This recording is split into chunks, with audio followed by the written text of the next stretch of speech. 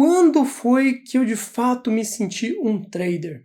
Ao cumprir essa meta, obviamente eu achei que eu já estava preparado, que eu já era um trader. Então o meu buying power saiu de 50 mil dólares para 2 milhões de dólares, para você ter ideia. Eu pergunto porque eu não sei se as pessoas, isso é claro na mente das pessoas. Na minha mente mesmo não era muito claro. Eu comecei a me dar conta quando começaram a me perguntar muito disso. Quando foi a sua virada de chave?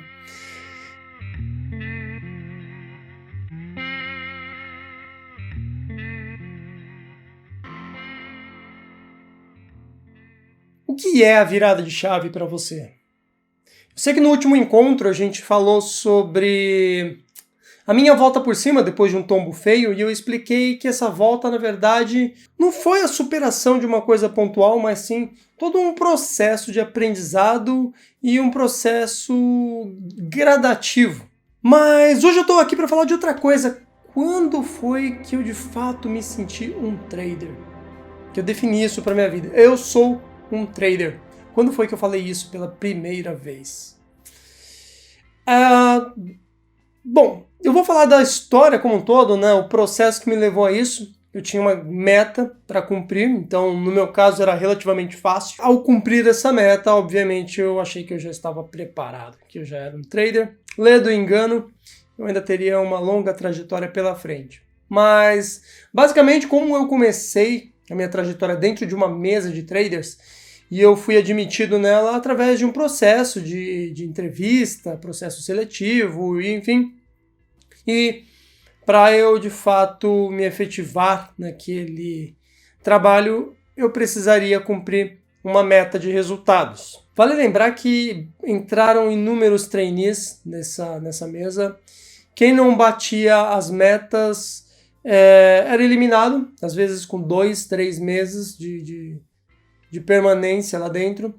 E eu fui superando, batendo as metas intermediárias até chegar num valor final. Para você ter ideia, o valor final era 3 mil dólares no mês. 3 não, minto. Era 2 mil dólares no mês. 2 mil dólares no mês. 3 mil dólares foi o que eu fiz naquele mês. Eu bati a meta e ultrapassei ela em 50%. Só que o interessante é que assim, a gente tinha 50 mil dólares para conseguir fazer 2 mil dólares no mês, num mercado que era bem mais, podemos dizer, travado comparado ao mercado brasileiro, no mercado norte-americano, né? E basicamente essa meta me dava a liberdade de operar bem maior. Então o meu buying power saiu de 50 mil dólares para 2 milhões de dólares, para você ter ideia. Mas vamos lá, esse foi o processo, né? Eu recebi treinamento, eu recebi a orientação diária, eu convivia com outros traders e no meu 6º mês eu consegui atingir não só os 2 mil dólares, como os 3 mil dólares. E eu lembro até hoje que essa foi a grande virada de chave para mim na época. Porque no mês anterior eu quase consegui fazer 2 mil dólares e cheguei perto, mas na hora H eu patinei, devolvi, fechei, sei lá, um mês com 1.500, 1.300 dólares. E no mês seguinte eu fui com todo o apetite possível e bati a meta em 2 semanas. Então eu tive as outras 2 semanas para buscar mais dinheiro ainda. Mas o fato é que quando eu bati essa meta, eu senti assim que eu tinha chegado num grande objetivo, no qual eu tinha batalhado por meses. E ali eu falei, cara, eu sou um trader. Eu consegui chegar numa meta que até então só um trainee do escritório tinha conseguido. E eu fui o segundo da turma toda, daquela turma de trainees. E eu lembro até hoje que a gente fez uma comemoração, a gente foi num bar em São Paulo, um bar famoso chamado Sujinho, que fica perto da Avenida Paulista. Putz, aquilo teve um gosto fantástico, assim. Foi um dia, para mim, que eu guardo assim, com carinho. Não só eu, teve um outro trader que pouco depois, no mesmo mês, ele bateu a meta também. E ele, hoje, por acaso, é meu sócio no portal do trader. E ele comenta até hoje, cara, que animal que foi aquele dia, né? Que sensação de dever cumprido. Porém, eu diria que a vida veio, me deu uns baldes de água fria, né? E a real virada de chave não aconteceu naquele dia. Inclusive, o episódio que eu narrei de quando eu perdi muita grana aconteceu depois disso. Então, eu acabei aprendendo uma coisa demorou um tempo para cair a ficha. Existe realmente uma virada de chave? Eu pergunto porque eu não sei se as pessoas, isso é claro na mente das pessoas. Na minha mente mesmo não era muito claro. Eu comecei a me dar conta quando começaram a me perguntar muito disso. Quando foi a sua virada de chave? E, sabe, eu não acordei num belo dia e falei, nossa, agora eu sou um trader, né? Agora eu sou consistente. Não foi da noite para o dia. E essa evolução, esse avanço, ele é tão gradativo, ele é tão lento, ele é tão na base de um passo para frente, 2 para trás, 3 passos para frente, 2 passos para trás, que você quase não nota o seu avanço. Ele é muito gradativo, eu já usei essa palavra algumas vezes, né? Mas é fato que a evolução ela é lenta e você não se dá conta. Não existe essa virada de chave. E eu diria que até hoje, se eu baixar a guarda, o mercado me atropela. Então, até onde eu ainda sou... Se a virada de chave tem a ver com consistência, até onde eu sou consistente, né? Se eu baixar a guarda, o mercado me leva. Não tem essa de, vou relaxar porque agora eu sou um trader consistente, agora eu já virei a chave. Isso não existe. A gente permanece alerta o tempo inteiro. E toda vez que a gente relaxa, a gente paga o preço. Literalmente, com um stop loss bem doído. Agora, para a gente chegar nesse nível, né, a gente se desenvolver e ter essa virada de chave, mesmo que seja gradativa, o que a gente precisa monitorar no fim das contas? Qual é a mágica? O que precisa acontecer para que esses pontos se conectem ao longo do tempo? Eu diria que se a gente foca muito em resultado, claro que resultado ele é importante, não estou subestimando isso, mas se a gente foca muito em resultados, a gente pode se frustrar, a gente tem tudo para desistir antes da hora. Eu prefiro dizer que é melhor a gente focar no processo. Pensa no seguinte, você é sedentário, tá com aquela pochetinha, querendo perder um peso, querendo se condicionar, sente cansaço muito fácil, e você vai para a academia.